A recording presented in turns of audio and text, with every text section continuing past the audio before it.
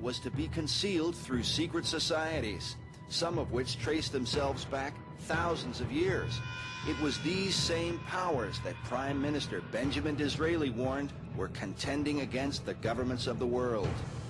This plan that goes back hundreds, if not thousands of years, tends to be kept in the bowels of these blood oath secret societies. And by that I mean the Shriners, the Freemasons, the Oddfellows, the Illuminati, the Order of the Palladian. There are literally dozens of names down throughout the centuries that this goes by. But it has to be in one of these groups where you have to swear to kill a fellow member of the society if they reveal the secrets, or you yourself be killed by a member of the society if you reveal the secrets. That's what blood oaths are.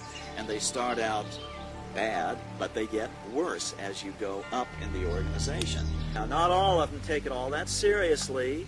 Some of them just do it because, as I was promised when I was 21, you become a Mason, your financial fortunes are guaranteed for the rest of your life. And, I bolted. I said, no, I'm not, I don't think Christ would approve of this. Weishaupt saw in the ancient orders of Freemasonry an opportunity to commission foot soldiers for his cause of world domination. He wrote that none is fitter than the 3 lower degrees of Freemasonry. The public is accustomed to it, expects little from it, and therefore takes little notice of it.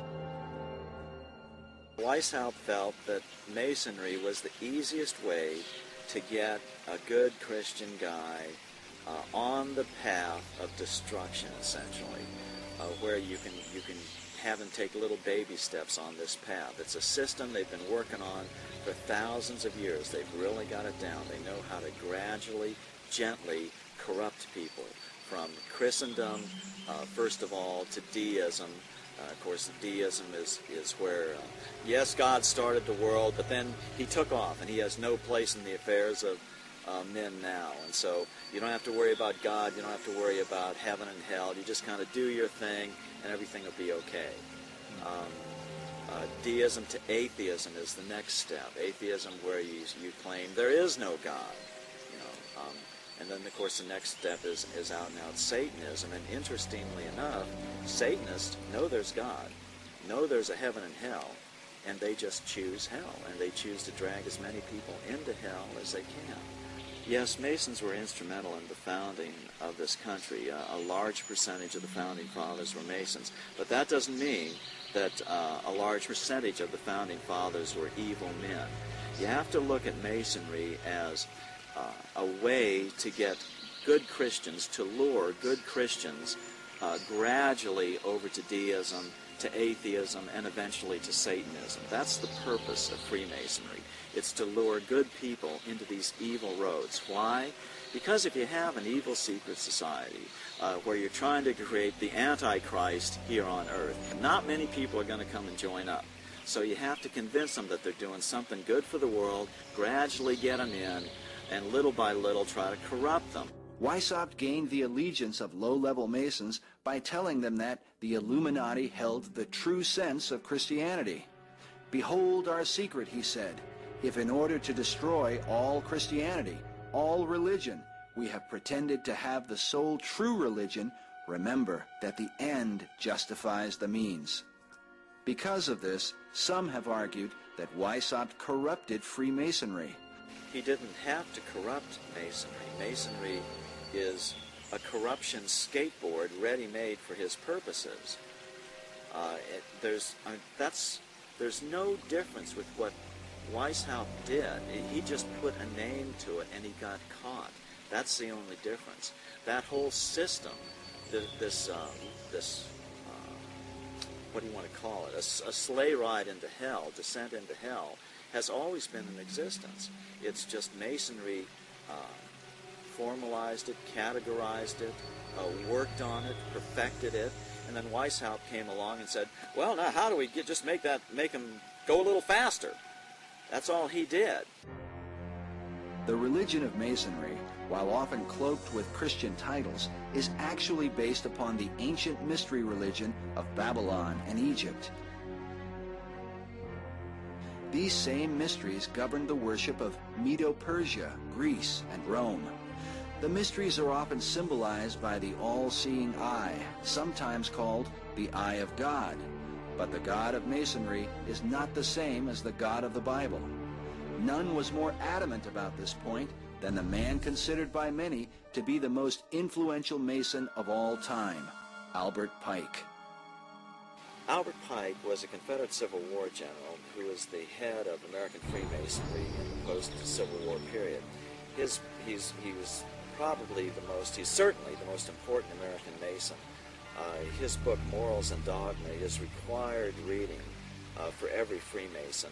He says on page 624, the 28th degree, Teachings of the 28th Degree, he says, quote, Masonry is identical with the ancient mysteries. Okay? And then he goes on, he says, we reproduce the speculations of the philosophers, the Kabbalists, the mystics, and the Gnostics, unquote. Well, these were all systems, religious systems, that worshipped Lucifer. Pike probably mistakenly reveals his true intent because he speaks of Lucifer frequently. When he says we are identical to all the mysteries, the mysteries were all brought under God's condemnation and destroyed at one point or another in history. From the Babylonian mysteries to the Egyptian mysteries to the peoples living in the land of Canaan. When the major reason God destroyed them, He ordered them to be killed, man and woman and child, as they were all worshiping Satan. Now see, Masons distinguish between Lucifer and Satan. Masons believe that Lucifer is the light bearer, the good God, and that the Christian God is called Adonai, the evil God. They use as their justification that if the Christian God was a good God, then there wouldn't be this Garden of Eden problem where because you ate of the apple, now you have to suffer and you have to, the sweat of your brow, you have to make your living. Well, women have to give birth in pain, etc. No good father would do that to his children. So the Christian God is the evil God, where Lucifer is the good God because he'll give you everything you want. He'll fulfill your every desire. In 1908, French occult expert Copin Albancelli wrote, certain Masonic societies exist which are satanic, not in the sense that the devil comes to preside at their meetings, but in that their initiates profess the cult of Lucifer. They adore him as the true God, and they are animated by an implacable hatred against the Christian God whom they declare to be an impostor. Perhaps Albert Pike's most famous and controversial quote is this one.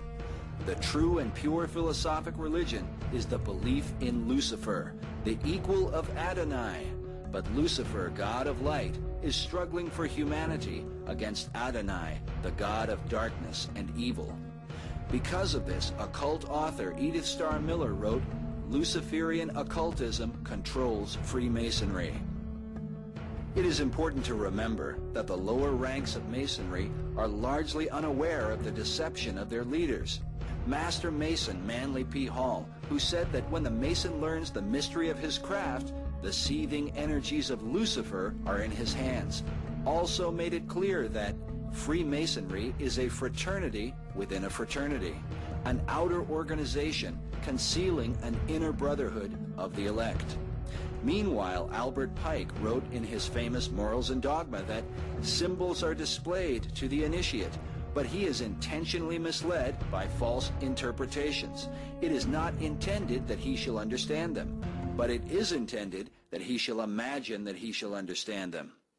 Jesus said, I spoke openly to the world, and in secret have I said nothing. Nevertheless, secret societies by their very nature openly reject the example of Christ. As Albancelli wrote, it is professed in these societies that all that the Christian God commands is disagreeable to Lucifer. In consequence, one must do all that the Christian God forbids, and one must shun like fire all that he commands. Even to gain entrance into these societies, a man must violate the commandment of God.